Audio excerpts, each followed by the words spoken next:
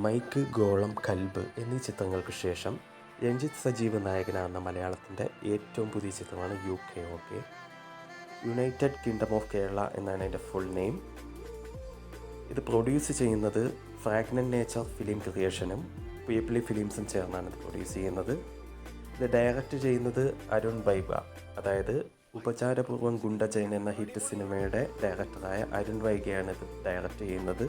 ഇതിലെ മെയിൻ കഥാപാത്രങ്ങളായി വരുന്നത് Ranjith Sajeev, Johnny Antony, Manoj K Jayan, Indrans, Manju Pillai, പ്രേമം സിനിമയുടെ അൽഫോൺസ് പുത്രൻ എന്നിവരാണ്. ഇതിൻ്റെ റിലീസ് ഡേറ്റ് 2025 ഏപ്രിൽ 17.